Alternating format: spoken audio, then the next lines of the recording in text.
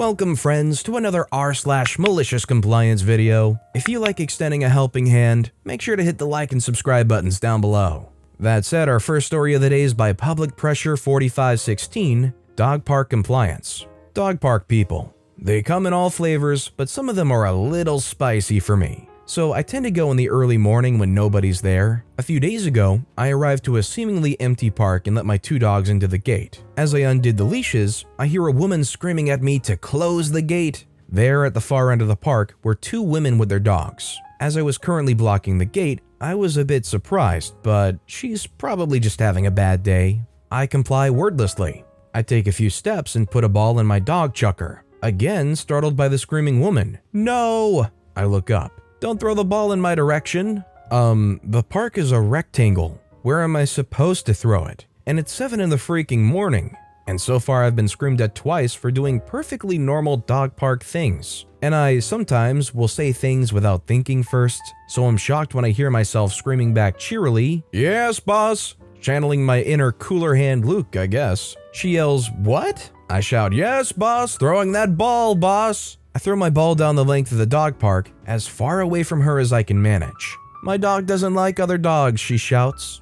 And I get that, but maybe she could communicate that and her gate-shutting concerns without screaming commands. Maybe talk to people like they're, people. "Yes, boss," I say, which pretty much sums up my feelings on the matter. She aggressively yanked her poor dog's leash, perhaps she was just not a fan of the legendary actor Paul Newman, and headed for the gate. "Keep them away from my dog." "Throwing that ball, boss," I offered as confirmation. She marched out of the park, taking a little long at the gate in my opinion. Today, when I pulled up, she was there again. I gave her a friendly wave and was waiting to see if we were going to get a repeat performance, but boss staged a very dramatic exit before I even got out of the car. Thank you, Cool Hand Luke. My ideal of social interaction, apparently. From my very limited knowledge of Cool Hand Luke, I probably butchered the entire aura of the story, and I'm sorry for that. That said, if you go to a dog park, should you be able to expect to let your dogs off the leash and throw a ball around, regardless of who's there, what dog's there, anything like that? Let me know what you think in the comments down below. Our next story is by Iteration 5. Tickets, please. It's been more than 20 years. I think I can get away with talking about this. In the late 1990s, I worked for the internal help desk of a Fortune 500 company. Employees would call in and enter their employee number into the phone system, and when we answered the call, we had a system that automatically opened a problem ticket with their employee number, which would pre-fill the rest of the ticket, until it didn't. It started slowly at first. Maybe one call out of 10 was coming up with the wrong employee's information, and this was annoying because first we'd have to close the ticket that was open in error, then we'd have to open a new ticket. So my boss went to the team that was responsible for fixing it, and they said, "Sure, just have your agents open a ticket for our team every time there's a problem." And almost nobody did this because filling out a ticket takes time. And there was a customer on the phone already waiting for us to close out one ticket. Within a few days, it was every call that was affected. And my boss goes back to the tools team, who are sitting there with their feet metaphorically propped on the desk, saying, "Well, we need a ticket for every call that's going off, or we can't do anything about it." My boss explodes. As it stands, the average call time for the desk is up by more than a minute, which is way worse than it sounds because we're talking about several thousand calls a day. It's just not reasonable or possible for them to expect, and that's where the tools team made their mistake. They pointed out that there was one agent whose call times were completely unaffected and who was, in fact, generating a ticket for every single call. That agent was me. That's when my boss shows up in my office and asks, "Okay, how the heck are you doing it?" I shrugged.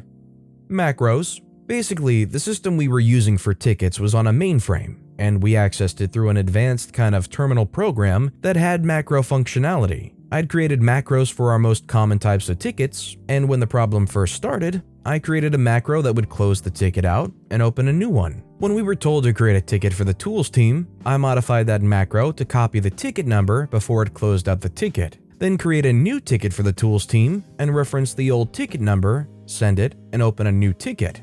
I was actually kind of astonished to learn that nobody else was doing this because it was childishly simple. And because literally every single affected employee was a tech, all it took to deploy the macro to everyone on the desk was an email with an attached file and instructions on how to install it. A few days later, there's a backlog of over 10,000 tickets and climbing in the tools team's queue. The head of the tools team had gotten a call from his manager's manager because it's the largest backlog of tickets in the history of the company, and he goes to my boss and asks him to have us stop. My boss says, "No, you said you needed every single agent to open a ticket for every single affected call, or you couldn't trace the problem."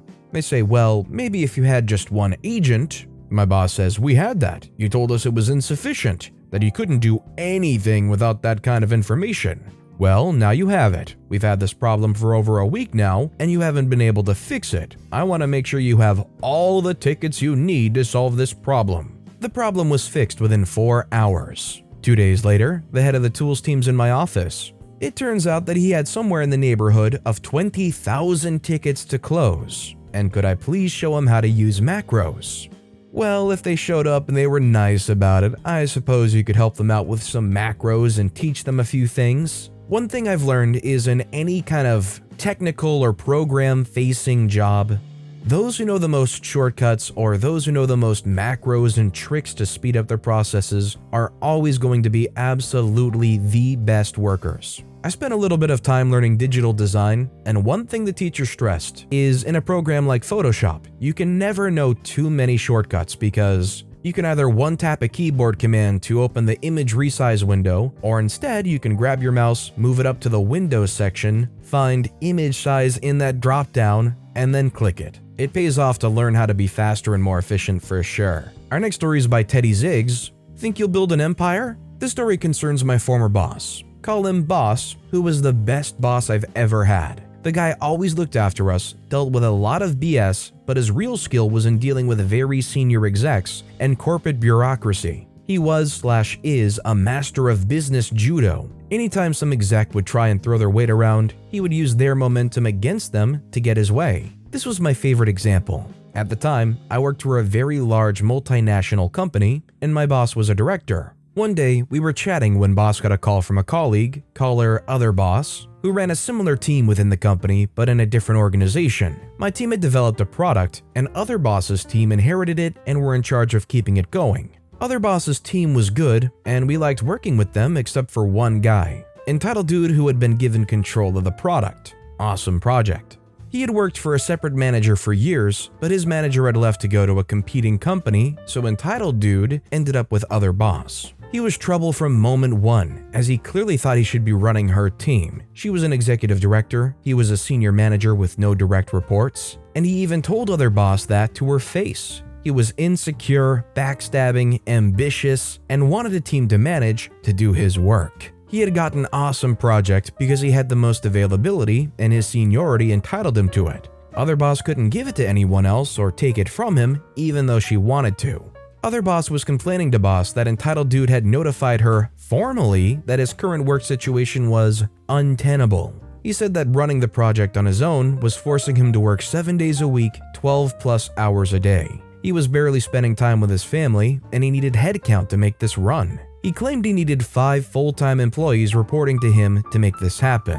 Now, other boss only had 4 direct reports at this time for reference, and boss had 5. It was also total BS that he needed the team. The product basically was self-contained, and he had to fire off only a single Python script. The problem was that at the company we were at, this sort of claim was taken very seriously, and many people used such claims of being overworked and creating a hostile environment to build their own personal empires. And clearly this was entitled dude's intent. Worse, other boss called to complain to boss because she felt like her hands were tied, even though entitled dude was obviously lying. She had to give him staff or she would be in trouble from the company. She hoped boss could give her some technique to maybe only give him 1 headcount. This is when boss's genius went on full display. He smiled and said, "You don't have to give him anything. He'll take it all back and be happy." After telling other boss what to say, we hung up and heard what happened later. Other boss called in entitled dude, who looked very smug like he knew he was about to get his way, having outsmarted everyone. Other boss says, "Entitled dude, thank you so much for coming in and for taking the time to tell me how awful your situation is." Entitled dude says, "Yes, thank you. I hope we can fix this because this cannot go on and I would hate to have to escalate this further." Other boss says, "Absolutely. It made me feel horrible to know you've been working this long and under so much strain. I only wish you would have brought this to me sooner so that we could have taken care of this before. We're going to take care of all of this today." Entitled dude with an apparently massive obnoxious smile says, "So you've approved my 5 direct reports? I believe that means I'll need a title change to director." Other boss says, "Oh no, we can't do that. No, I'm sorry for the confusion. What I meant is that, effective today, you are no longer running the awesome project. Instead, you'll take on a small project, which had no external visibility and was a task nobody wanted, which requires much less time, and I'll give awesome employee the awesome project. Now you can have a much healthier work-life balance and relax. And I'm counting on you letting me know if this project takes too much time also, as I can always give you garbage project instead, which is even easier. And worse, please let me know because you shouldn't have had to suffer like this." Apparently, entitled dude was stunned. He clearly hadn't thought of this outcome. He tried to backtrack immediately, but other boss heard none of it. She relegated him to this minor project, and there was nothing he could do about it. Entitled dude left the company 2 months later. I love the fact that if they tried to backtrack, other boss could be like, no, I appreciate the love and desire you have for this project, but we can't have you working on this day and night, sacrificing your life to it. Meanwhile, entitled dude's probably there in the back of their mind like, please, no. Don't worry, entitled dude, take a load off. It's the least you can do with all that hard work you've been putting in, buddy. And our final story of the day is by Latimer555. As a new manager, my boss told me to start keeping a stricter leash on my subordinates. Okay. A few years ago, I was a maintenance manager for a rental company. We had about 700 units, apartments and houses, and only 5 full-time workers. It was only sustainable because we had one tradesman, Bob, who would work without any complaints.